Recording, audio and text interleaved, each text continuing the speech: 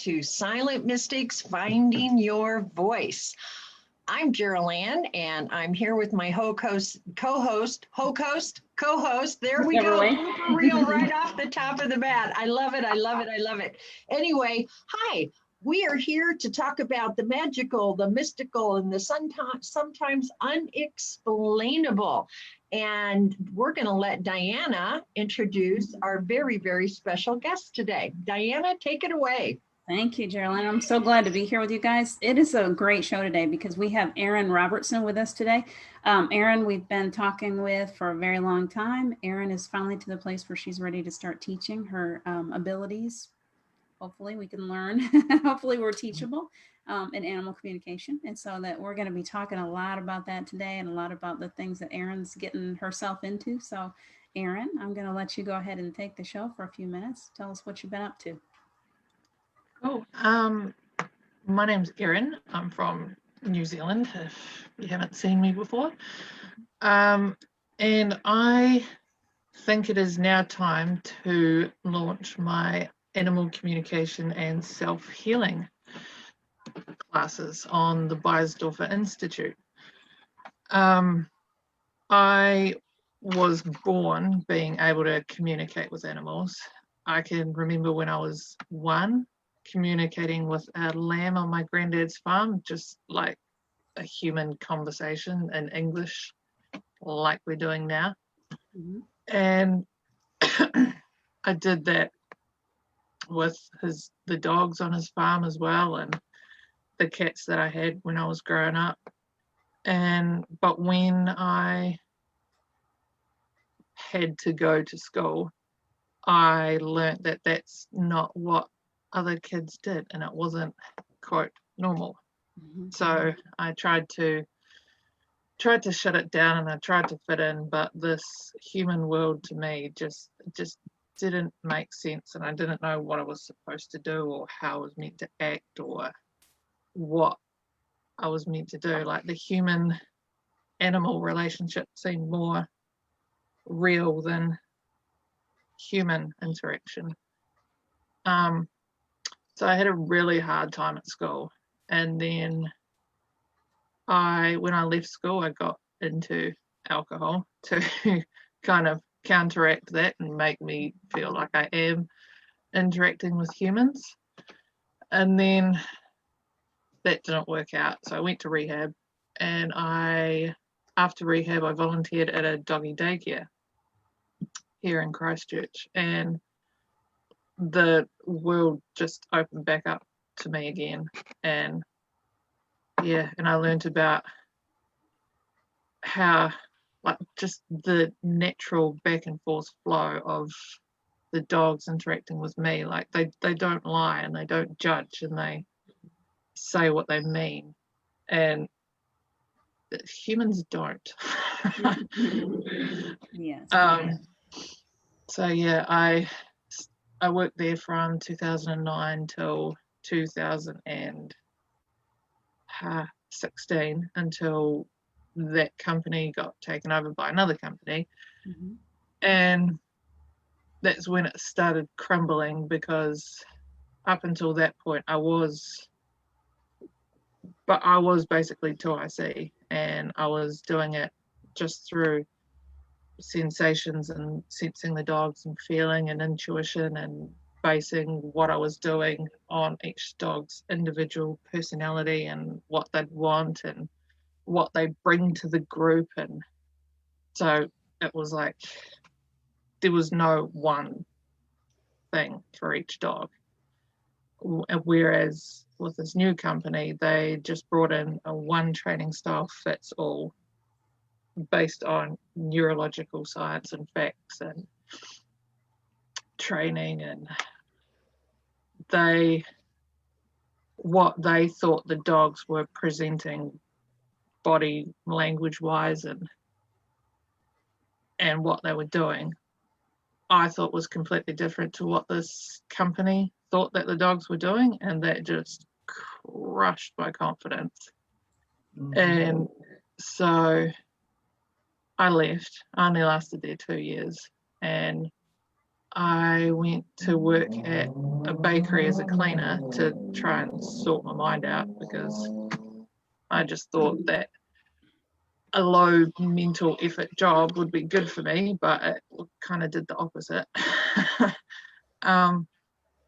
And yeah, in that space and time, a black cat started hanging around our house, and he started to, it was springtime, and he had a mating call which sounded like hello.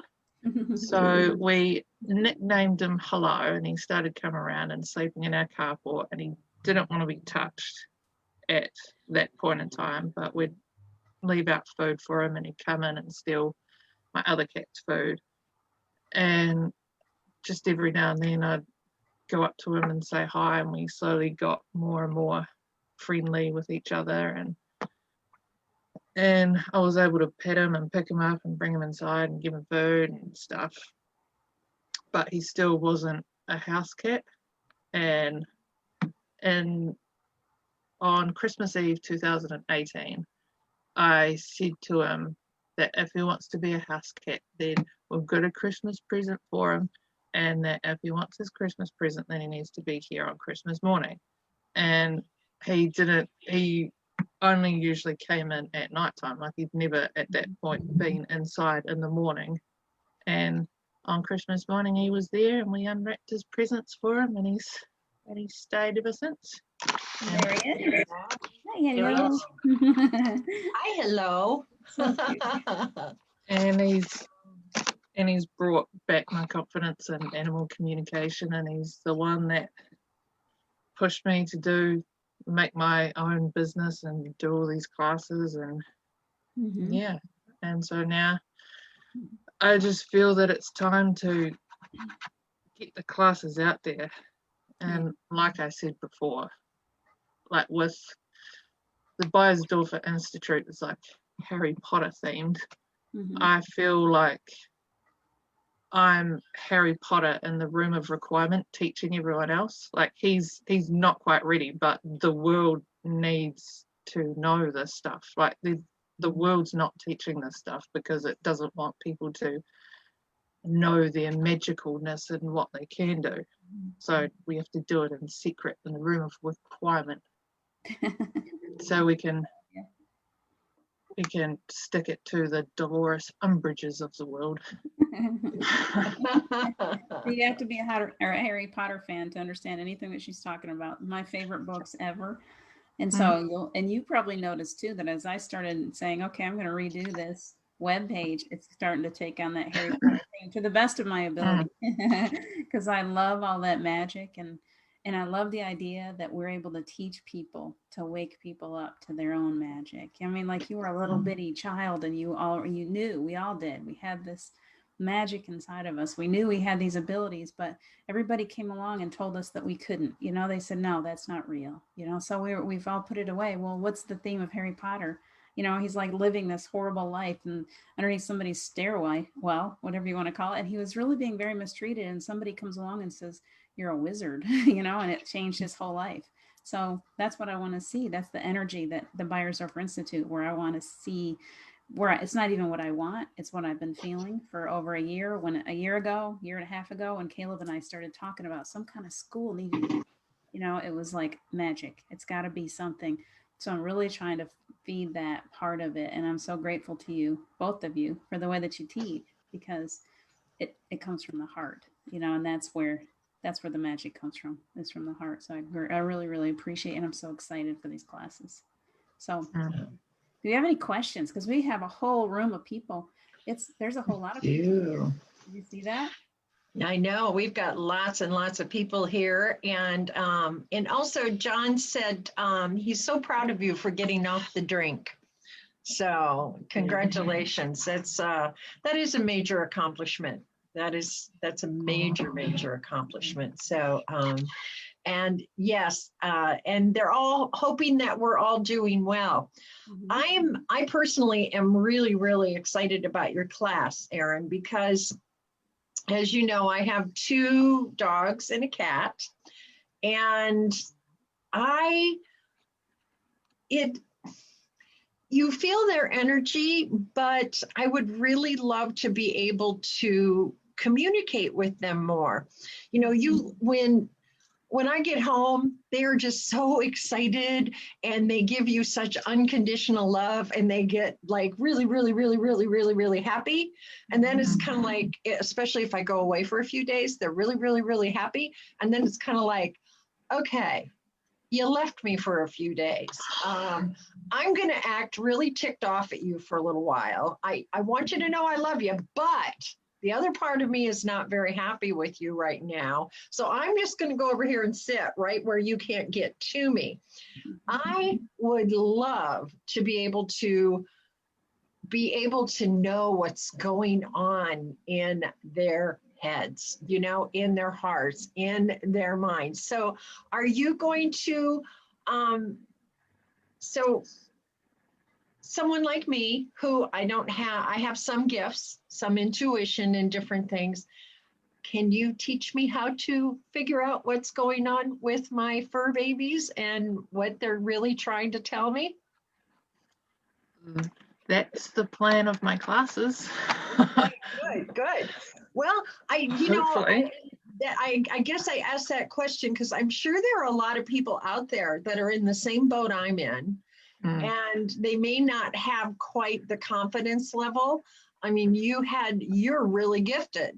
And so, but you had that kind of knocked out of you for quite some time. And so I want to, if someone like me is going to take the class and do it, you can do it too. Trust me. You don't have to be like really, really advanced or, you know, have that skill set necessarily. Is that true? Yeah, no, everyone's got it. I'm just, I feel like I'm in your boat as well, because I still feel like, yes, I know inside of myself that it is true and it can happen and I have done it, and that's a big bonus. Like, if no one's ever done it before or experienced before or remember experiencing it before, then that's one of the big things blocking animal communication is your belief and that it actually is possible.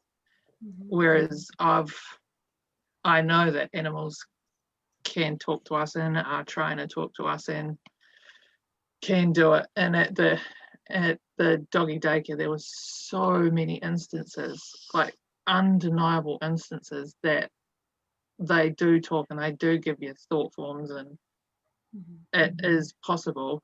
But I did lose it during school, and bringing that back up and like getting rid of all my social conditioning of I'm not good enough in the human society and no one wants to be my friend, and like I'm not worth going out and putting myself out there. Like, those are the blocks now that I have to break down for the information to come through even stronger.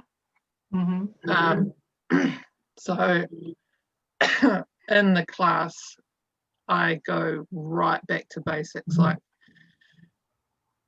you guys have got some gifts. What I start off, because when I was a kid, it came through like words, like English words, like talking back and forth like this. And when I first realized that animal communication was a thing and you can do it for a living and help people with it, when I first started practicing, I was just wanting it to be like the cartoon The Wild Thornberries, with Eliza Thornberry talking to the animals in Africa.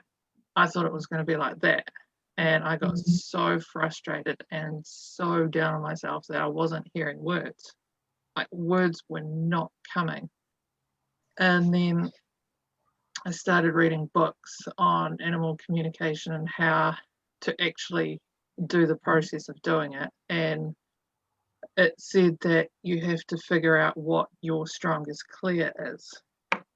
So in your daily life, if you just know stuff. Like if someone rings you and you know who's ringing before you pick up, then your strongest clear is clear cognizance, I think that's called.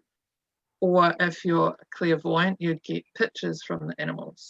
Or if you're clairaudient, you'd hear words.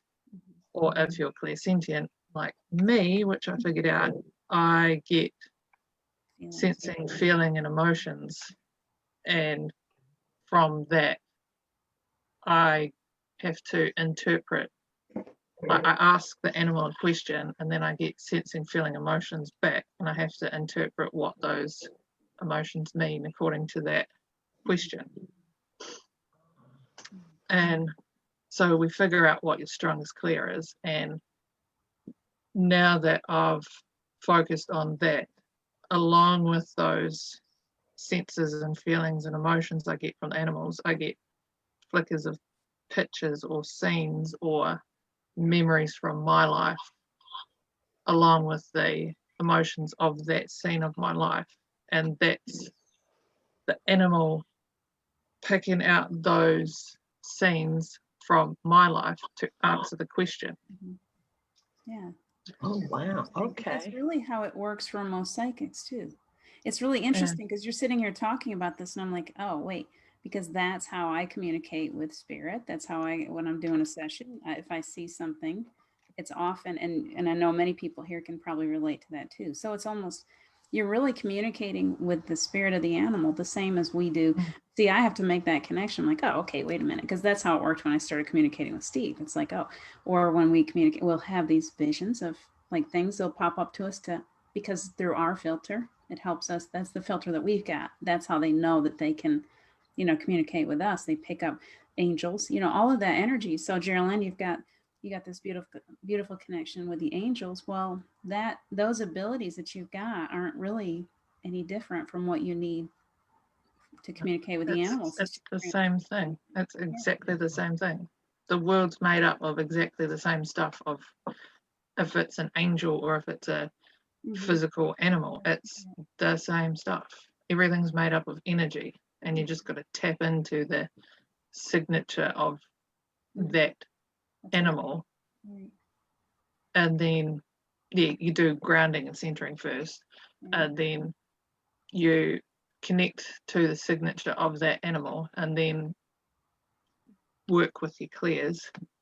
And the thing that gets people the most is the belief, because the way that the information and the telepathy comes in is the exact same pathways that imagination comes in. So you do think that you're making it up all the time.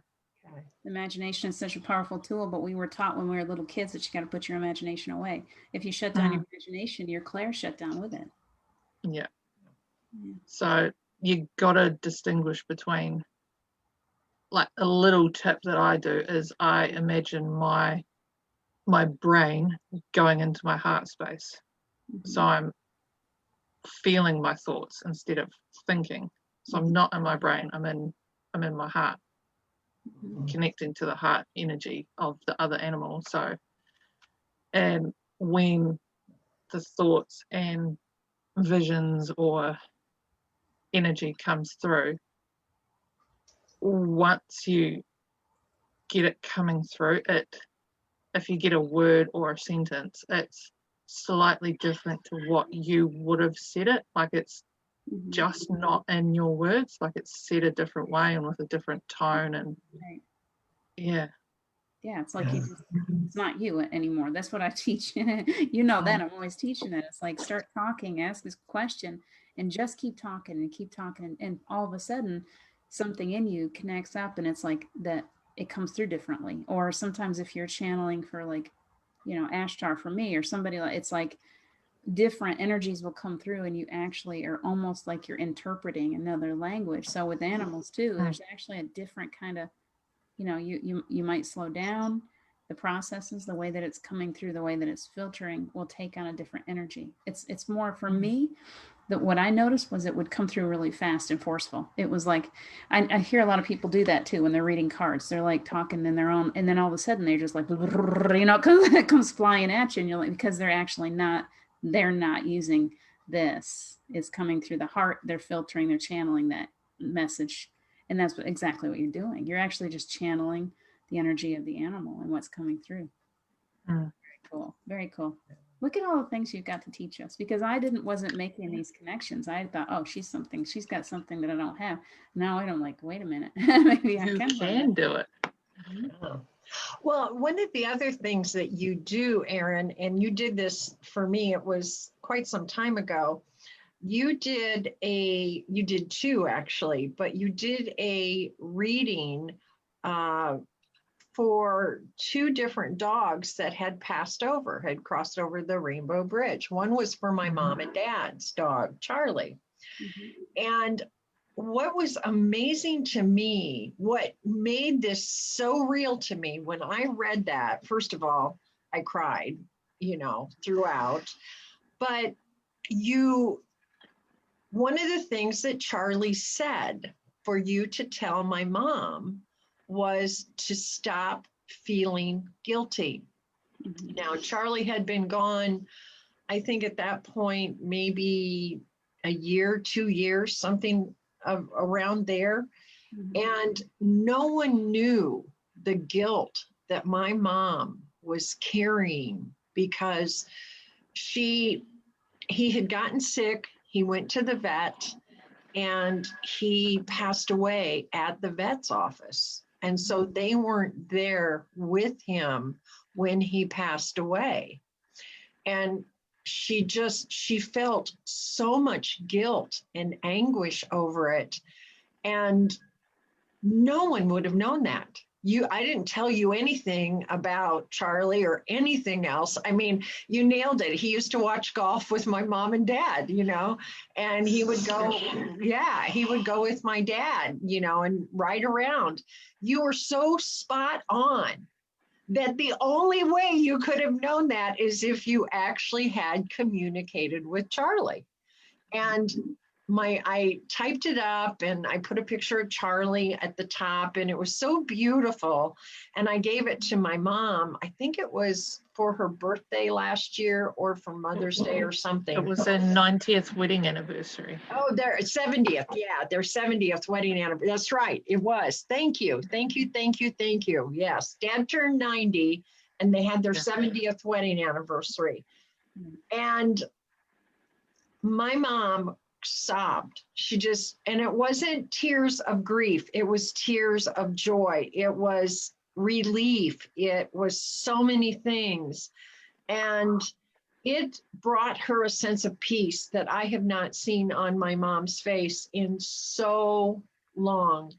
And I want to thank you again for that, because had you not have done that, she would still be probably hanging on to that. And that was a blessing. That was an incredible, incredible blessing that you gave to them. So so I have to ask the question, and if not, that's okay. If it's an advanced class, that's okay too. Will we be connecting or learning how to connect with those animals that we've had, the fur babies we've had that have passed over by any chance? It is honestly the same thing. Okay. Honestly, the exact same process. It just goes back to, do you believe that you can talk to a animal that has passed over instead of one that's sitting right in front of you? Okay. That's all that's different. But I seem to, since that one, seeing Charlie was so clear and so strong and so accurate, it even blew me away, to be honest. And I sobbed all the way through that too, because animals and old people, they're just like my weaknesses. I love them. So it was an honor to do it for them. I've noticed that the working with animals and spirit and passing on messages like that to people is probably my niche, because I'm like the animals know what you can do and what you're most natural in. And for me, I am more natural because when I was a kid, I knew that this is possible, and I'm more into the whole animals can do this, and I'm more into the higher energy. And I don't know, like if someone came to me and asked me what to do with their dog for a behavior issue, or what food they want to eat, or what toys they like really 3D questions. I call them boring questions, which is what most people want to know, is how to stop the dog's behavior issues. I struggle more with that than with an animal and spirit, because I connect more with the soul and spirit and the energy of the animals instead of 3D stuff. And We do have a question from Carol Ann Allen. She says, Erin, can you ask an animal that is ill if he is ready to leave his body? yes. Okay. Yeah, I've had a couple of experiences with that. One time, my friend asked me to go over to her house to see if her animal, her dog, was ready to pass over, and I just looked at her, and it was like her eyes had, like, she was physically still there, everything was working, but it was like the energy and soul had, like, there was not enough soul there. Her eyes had this weird glazy look about it, and it was just like she was just on autopilot. So you got to get it before that point. But yeah, once you get to know your animal, then it is easy to know, like, when they're done. Like, you just know. Like, you got to, I know I've had to do it with my animals, but you got to know when is enough. Yeah, like you get a spark, and if that's another thing with animal communication, is the first thought that comes in is the right one. Like, and then the brain comes and says, filled with the emotions and the doubts and the what ifs and what else can I do. The first one that comes in is the right one. Okay. See, that takes the load off for me, kind of, because, and this was a long time ago, but Steve had a cat that was 25 years old. He loved her so much that I don't think she was ever going to go. And he couldn't do anything about it. She needed to pass. She was getting to the point where her mouth hurt. You couldn't put her in surgery. She was too old to go under anesthetic, and she had a lot of problems, and she was just getting more and more thin, and she was in a lot of pain. And I kept watching. I'm like, I wonder if he's going to do it. And finally there came a point, I think she had to be 25. He didn't even know how old she was. She was 25, 26 years old. And I said, Steve, I really feel like it's time. It really is time. My first thing was being with her, and I didn't even know that I was capable of any kind of whatever at that point. But I remember sitting down with her and just like being with her for a minute, and it was like the answer was there. Yes. Like she needed to go. I knew that she needed to go. So I get her to the vet. Well, the vet the year before, or 2 years before, said, no, we can't put her under anesthetic. This young vet was like, no, I'll put her under anesthetic. We'll go ahead and do a dental. And I'm like, she is 26 years old. She has more than lived her life. She's ready to go. And we made this decision for her. I really feel like it's the best thing. So he wasn't real happy. He didn't want to do it. But like you said, it makes me feel better because she really made it quite clear. Once he came in and started saying that, I was like, okay, wait. Maybe, the brain gets involved and starts thinking, okay, well, maybe I can let him try to do this. But my heart said no. And so I sat there and I held her and I let them, and she just quietly went to sleep, basically in peace and being loved on the whole time. And that was her choice. She chose it that way. She let me know she was ready to go. So I think a lot of us carry guilt because there was still a piece of me that was like, what if, but we do carry guilt because I worked for a vet for years when I was young, and I didn't like it. I would have done anything to not have to put an animal down. But now as I've gotten older and I understand this whole communication thing better, I can see where it's the kindest thing that we can do, so I don't know. I think that that's important for us to remember, that those people that are carrying guilt, and that's what this thing that you're doing is why it's so important to help us more effectively. Carol Ann said, thank you, Erin. And we've got some more questions here. We're getting quite a few questions now. Deborah Snowsill says, is it true if you have had a big operation that it blocks you? The anesthesia she's talking about. Her dog passed away 2 weeks after her operation, and she can't feel her. She just can't. It was 13 weeks ago she passed, and she misses her so much it hurts. So I think what she's basically saying is there going to come a time maybe when the anesthesia, I know it takes a long time for anesthesia to clear out of the body. Have you had that experience, or do you know of people that have had operations or under some kind of medication or some influence that would eventually leave the body, or how does that impact? Is there hope for her, I guess? I have heard that operations do like block stuff, but there are ways around that. I do feel like I have heard, like, personally, I don't know. Okay.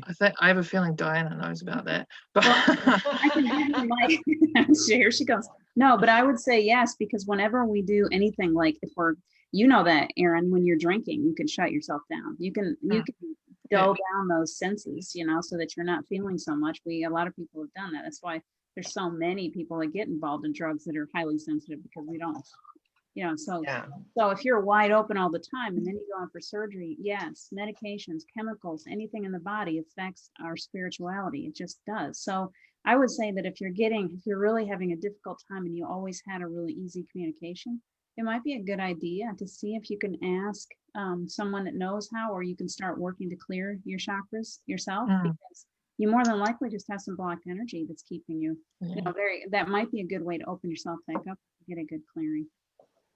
And that's another part of that's going to be the last class of my classes. It's going to be a four-day class. So you're in the energy of connecting and doing animal communication for 4 days straight. And the last class is about self-healing. And because I've been on a 4-year journey, I have premenstrual dysphoric disorder, which means premenstrually, before my period, I get dysphoric. Like, I lose all hope, and I get sucked by a dementor, basically, and my soul goes somewhere else in Azkaban, and I'm just trying to stay alive, basically. I've got it down to a week. It was 10-12 days, but it's brought me on a journey of, like, I first thought some evening primrose oil would fix it, and maybe some omega-3s, and maybe some exercise, and then that didn't work, and then I went vegetarian, and then I went no gluten, no dairy, no sugar, no caffeine, no processed food, no hope, no joy in life.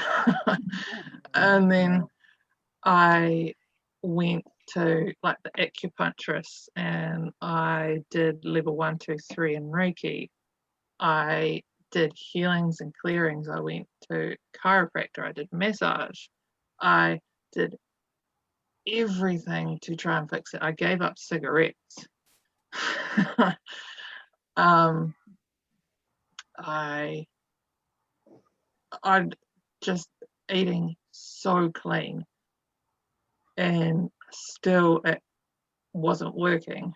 And so I went to a equine assisted therapist who works with the polyvagal theory, like the fight, flight, freeze, and somatic experiencing. And this is what I sprinkle into the class too, is getting into your body and feeling your sensations and feelings and emotions, because it's your body that gives you 80% of your experience.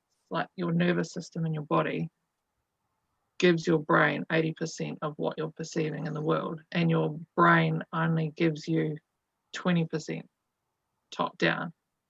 So getting into my body and feeling the trauma and releasing it, that is the only thing that has made a substantial difference to my PMDD and how I can work with it and know why it's happening and what my body's trying to tell me at that point in time. And that does cross over to animal communication as well. My communication's got a lot stronger, and now I'm even going even deeper into my healing journey and focusing on my divine feminine side, which I've never even considered touching before. Like I've always been in my masculine, and I thought that being in the masculine protects you. So if you're big, tough and strong and aggressive, then no one's you can hurt them before they hurt you. So I've had to drop that and get into my feminine side, which is the basis of intuition and sensing and feeling and all the skills and abilities that you do need. So it's scary, but It's different. Doing it. yeah. But it's beautiful work. And yeah, I'm really interested in functional medicine too. So I like the way that all the systems of the body work together, and like chronic illnesses, just not suppressing the symptoms of the illness with a drug or a medication. Like there is some cause in the body as to why a chronic illness or depression, like depression could just be low thyroid. And psoriasis could just be you don't have enough fats in your system. Like you don't need a cream to suppress the symptoms, because what's making the psoriasis in the first place is still there. Right. Modern medicine. It's all about the money. To me, that's what I think. I think before we turn to the chemicals, before we turn to the body and say, okay, what do you need? What are you trying to tell me? You know, we don't pay attention to ourselves. We're not listening. So I agree. Yeah, I've got a horrific statistic that Americans are only 5% of the world's population, but they use 60% of the world's pharmaceuticals. Yes. And see, I was all about the pharmacy. That's what I did. I worked in pharmacy and hospitals for a long time. And man, some of those medications that you're mixing, I mean, you're standing there mixing something that's worth $7,000. You know, they're gonna charge somebody $7,000 for the same. It's crazy how much. And you know, you go in and it's $7 for one Tylenol. You know, the amount of money that's in pharmaceuticals and the way that they do it. And I can tell this is the truth. The body does not like chemicals. Okay, the body is always going to fight. That's what an adverse drug reaction is. It's the body fighting a chemical. But they will do it in a way that will put you on a string. They're going to give you something that's going to make you, that's for a certain thing. And then you're going to have a reaction to that thing. And they're going to give you another medication that's going to help you to take care of what this one is causing in your body. And they're going to keep stringing you along until you've got so much money into your medication. Some people are spending so much, so it's so expensive. And it's a rat race. That's the truth. I know there's some good ones out there. I know sometimes we need it, but mostly we need to go back and work with nature and work with our bodies and how they work. So I'm just saying that because the way that you're teaching this class and bringing people, it's not just animal communication. It's listening to the body, and it's learning how to do things. It's an amazing class, you guys. It's 4 days and you're going to learn so much because Erin has gone through so much. That's what happens. We go through so much, we educate ourselves, and then we have so much to offer. So she's coming from this wealth of knowledge from all these experiences that she's gone through. So isn't that sad? Yeah, Melanie, it is.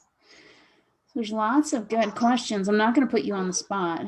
Geraldine, did you see that? We've got Well, we Coco. do, but we also have some comments too that are really kind of nice. Jennifer says her animal friends that are on the other side have helped her shift on her spiritual awakening. Her dog was a wolf in a past life, and she was a native shaman. So, with it's So do you? So I guess that's it is a statement, but do you encounter that a lot, Erin? Do you encounter that at all where like your animals now that you might have been with you in another life, and that there's what's that movie? I don't know if it's called The Dog's Life or whatever, but where the soul of the dog comes back in one dog after another, and eventually makes its way back to the owner that it had when the owner was a child? I don't think I've ever experienced that with my animals. Okay. They've all been very, very different. Okay. Very different. I do believe, though, that my wee girl that passed in 2017, she brought hello in, but I know that she was still alive because I heard hello when wee girl was still alive. So I know that they're not the same soul, but I believe that she talked to him to replace her to help me with what she was trying to do, because she was with me. I think we got her before I started drinking, and she'd sit with me when I was drinking at like 2, 3 in the morning, and Right.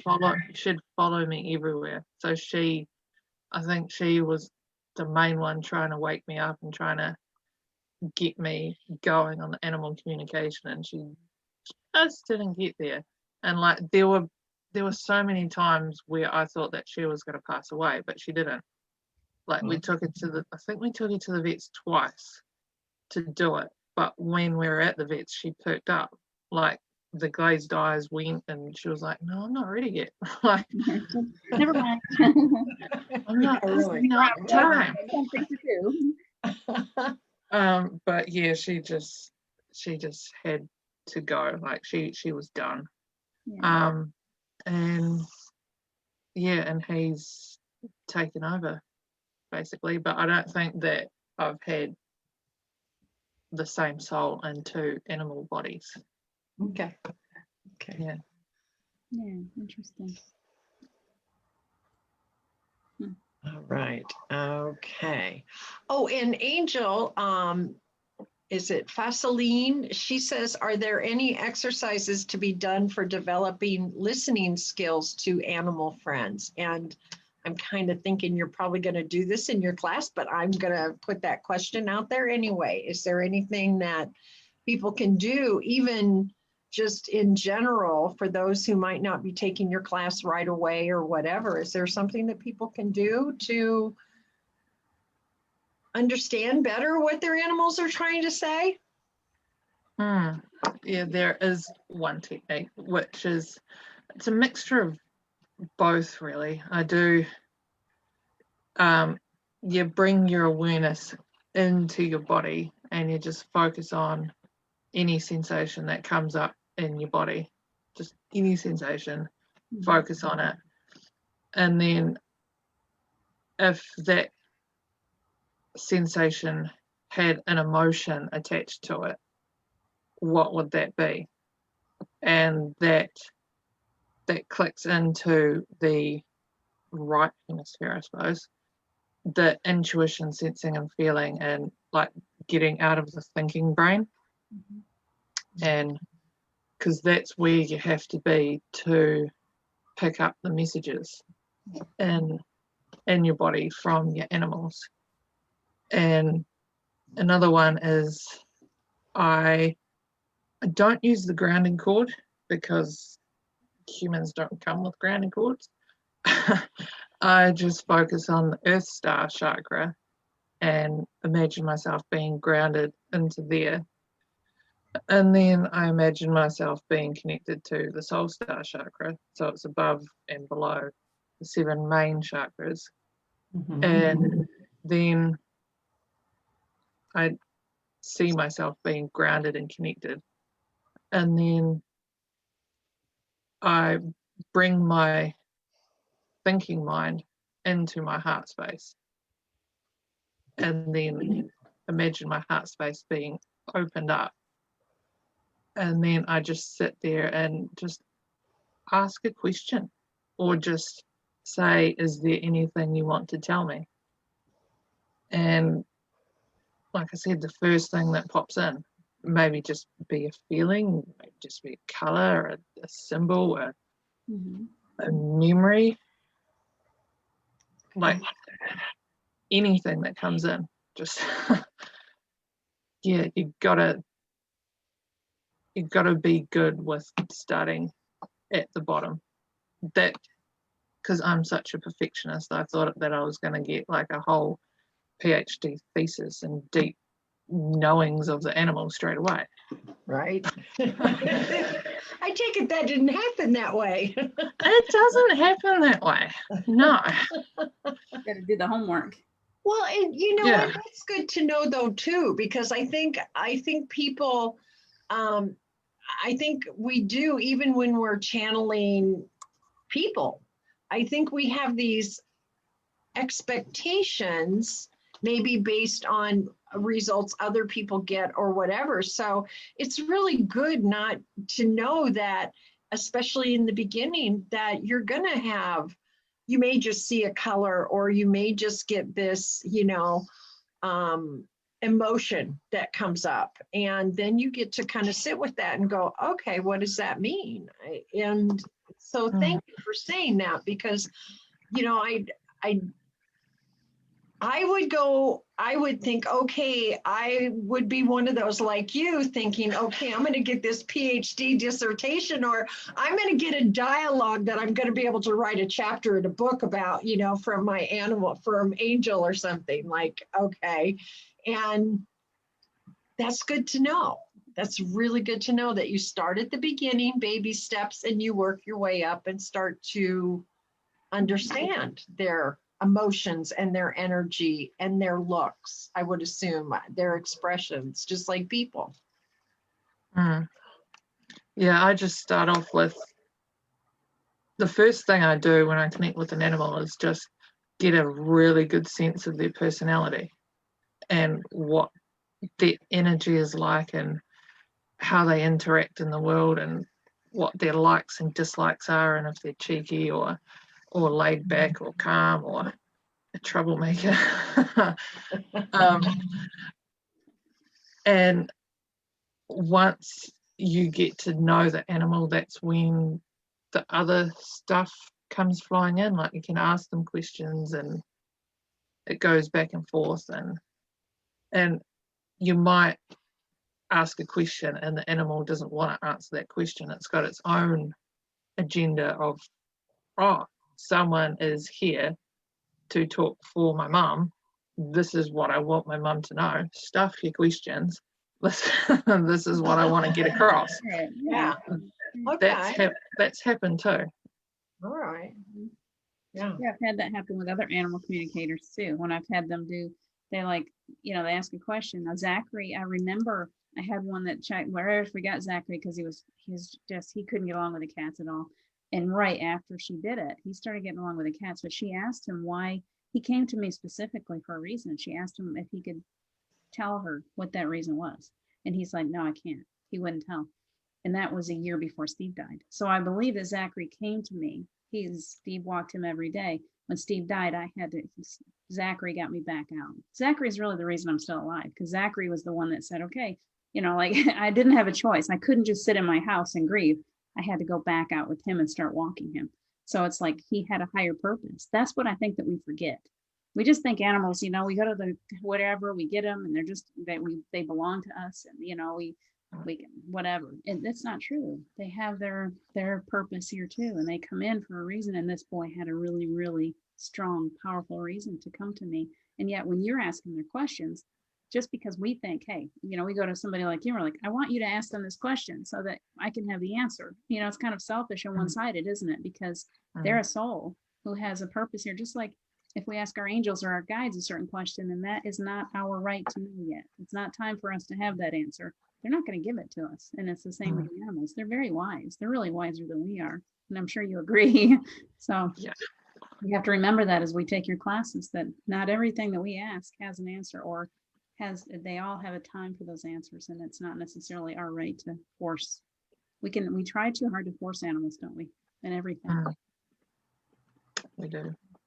Yeah, even I think the whole force-free positive reinforcement training, even that, yes, it's force-free. Yes, there's no physical pain. Yes, there's no mental pain.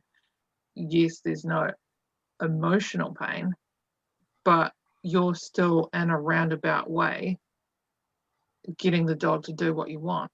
Like, the dog in the end is going to have to do what you want, because you're unforcefully getting it to do what you want by finding what it's interested in, basically bribing it to do what you want. It's pain-free, force-free. Yes, it's nicer than other trainings, but it's still, you're still putting a model and a system onto them. You're not listening to what they want, why they want it, what their life purpose is, why they came here, why they are with you. You're not listening to them to know why they're doing the behavior that they don't want to do in the first place. There's knowledge in that as to why the dog is doing what it's doing. Yeah. If you unforcefully put something on there to make it not do it, then you're missing out on all that information. He needs to make himself known now. Here, it's my turn to speak. Yeah. Melanie says something really interesting, and we get a lot of other comments here as well. But this is a great question, observation, and one I'd love your input on. She says, "I wonder if I chose my dog Ivy, or did she choose me?" And I feel oftentimes when I've had one animal that's passed over that rainbow bridge, oftentimes, sometimes when I had an Australian Shepherd, and all of a sudden, and I knew she had cancer and she was getting very sick. And there was Sissy, who passed over a couple years ago. She kind of found me, or I don't know if I found her or she found me, but she came to a place that I was at all the time. And I said, "Okay, God, I already have a dog. Give me a sign." And she almost got hit by a car, and she was emaciated. She was obviously abused. She had a choker collar around her waist. I mean, she was just such a mess. And I just went, you know what? That's my sign. And I called her. She came to me. I put her in my truck, and off we went. And I really felt like she was there for me, because Cowgirl was on her way out, and that she was going to be that she was there to kind of take over, if you will. And Cowgirl trained her. So do you find that animals choose us, we choose them, a combination? What's been your experience with that?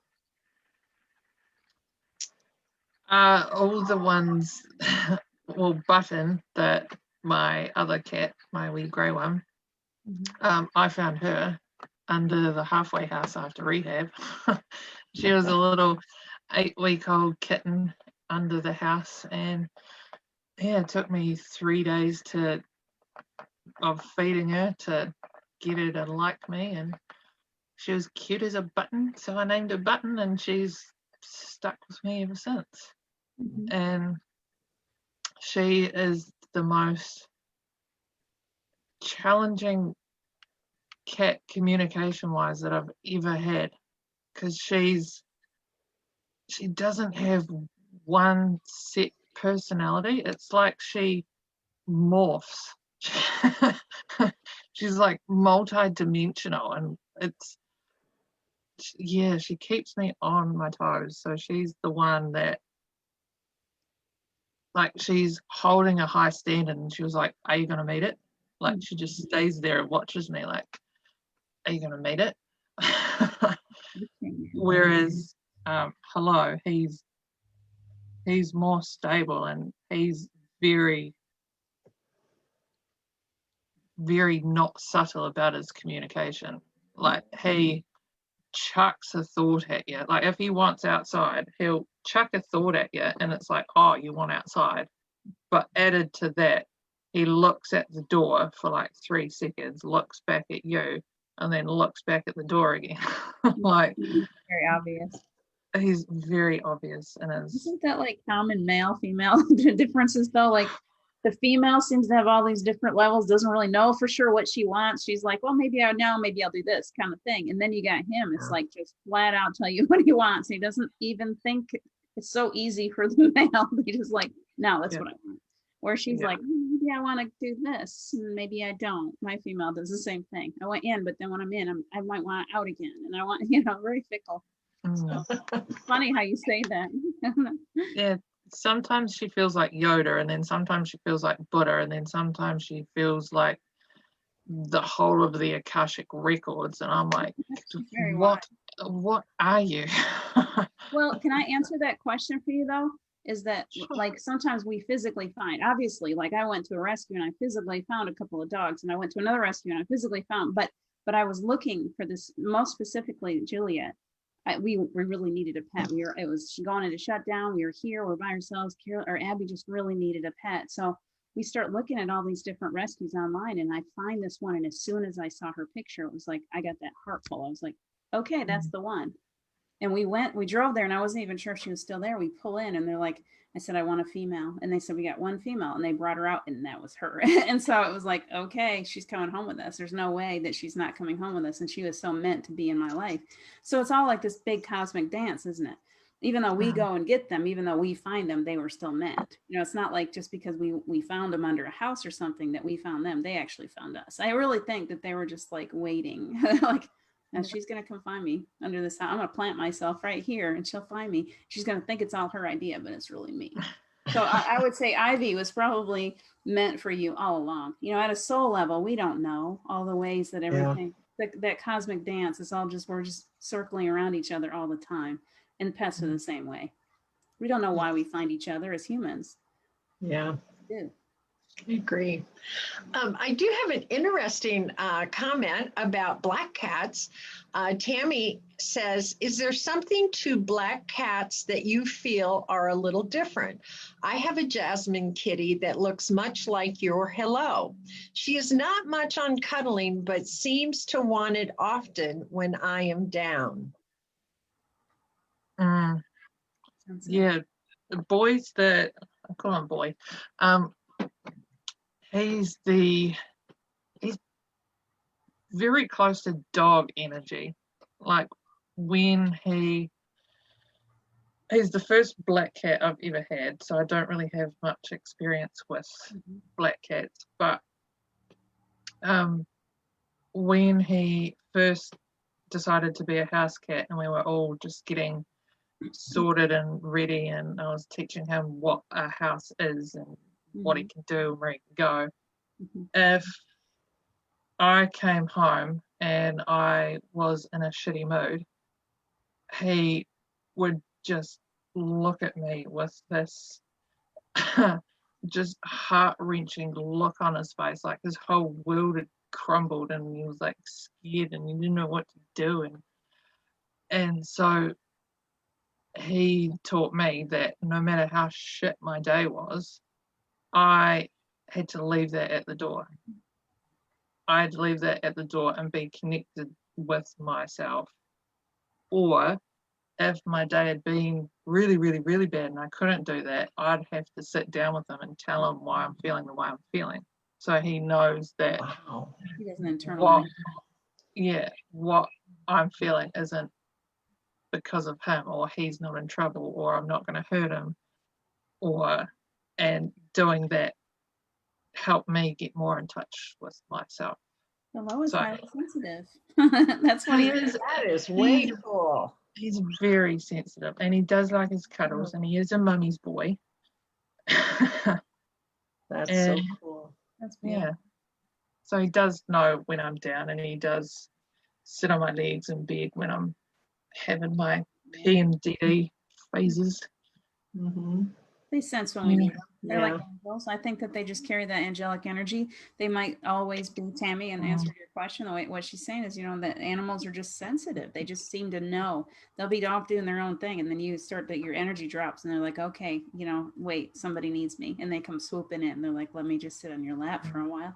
Let me make you feel better. That's all we can. That's why they came to us. There was a story that this nursing home where this cat would go in, and if it went to a room and would sit on the bed with this person, that person would be passing away. And of course, people really freaked out about it. But I really felt like it was there to help that person transition and to bring in that love and that unconditional energy so that person had an easier transition. Of course, most people, we look at death in such a strange way, but I really felt it was such a positive thing that this cat was doing. It was like a service to me that this cat was giving to these older residents before they passed. So yeah. So, yeah, very angelic. Absolutely. Yeah. And another thing I noticed about Hello, when he was still Australian, still getting used to us, he would be more friendly and outgoing on the full moon. Okay, yeah, that would make sense. That little black cat. I've had black cats, but do you feel like, in answer to her question, like this is what I think is that you see it all the time, black cats with witches, like they're the what do you call it? What do you call it? I can never. Familiar. Thank you. You're familiar. They come to you because they're like your little. I feel like that. Now she's not. I don't think they have to be a black cat. In answer to Tammy's question, I don't believe it has to be the color black necessarily. Now here's the thing: black cats are quite often related to a Siamese cat, and Siamese cats have a way about them that's like no other cat, and they do tend to be more dog-like. They do have a different kind of personality, so their personality may be related to whatever how their breeding is too, but I do believe that many of us, the cats are drawn, like they really are like a familiar.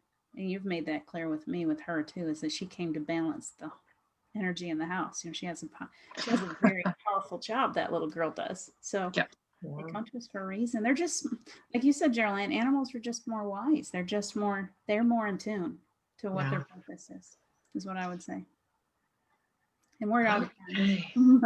We have so many great questions and comments, and we're going to have to say, if you're really, I'm going to be doing some things with you.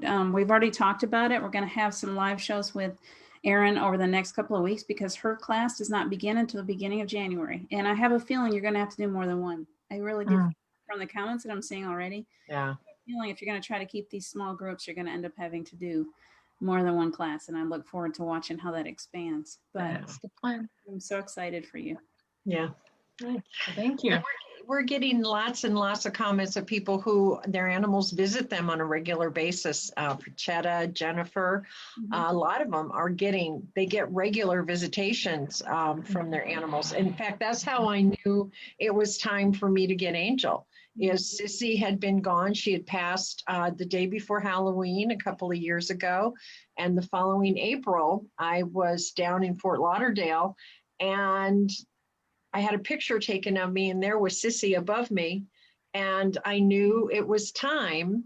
It was her message of, okay, it's time to bring someone new into the household. And I got home and we went, and well, that's within 48 hours I had Angel. I love that dog. He's amazing. That dog has both of your dogs. Your cat's a little weird, but no, I love the cat too. I love the cat too. Gotta watch your back with that one. She'll be like, "Oh, please pet me," and then you do it. She goes, like, oh. But the dogs are amazing, amazing souls. I've experienced both of them. I'm like, oh, the energy's amazing. So yeah. They're healers. They're definitely healers. And when I work, they have to be right there. They've got to be right there, right on top of it. And they're just, you're right. They are amazing. I'm Angel really kept me blessed. warm. Yeah. Angel kept me warm on the boat when it started raining. She came to me and we both huddled underneath the towel together. Nothing like wet dog, but we were all cozied in together. She was like, oh, she needs me to keep her warm. I think it was more like maybe she can keep me warm, but we had a good little partnership there. I love those dogs. They are absolutely amazing. That's, so I'm very blessed. I'm very blessed with them. So, yeah. I guess we got to get off of here. Carol. I know. I really don't want to. But maybe we can come, maybe you'll come back and we'll answer some more of these questions and have some more interaction with our guests. It's just, we have so much to keep asking you. And there's so many great comments that we just can't get to them all. So maybe Erin, you can go back after and look at some of these questions and maybe try to answer some for some of these people. That would be good. Yeah. So everybody, if you'd like, we'll bring Erin back and we'll talk some more about animal communication and what's going on with our, with our fur babies alive and the ones that are on the other side in spirit as well. So keep watching for more opportunities to talk with Erin. We'll do it again here really soon. Thank you, Erin. A lot this month. You're welcome. Awesome. Thank you for having me. And I can't wait for your class. I'm excited. I really do. I want to communicate with these guys because I'm telling you, they like you said, they keep me on my toes. And I want to know what's going on in that craziness. I'm excited too. I'm excited to be in the room of requirement. Yes, it's going to be awesome. Awesome. And thank you all. Thank you all for joining us today and with all your comments and your great, great questions. And I'm so sorry we couldn't get to more of them, but we will bring her back and we will talk some more. We sure will. Thank you guys. We're going to pop off. Take good care of yourselves and we'll see you soon. Bye. Bye, everybody. Bye. Thank you. See you soon.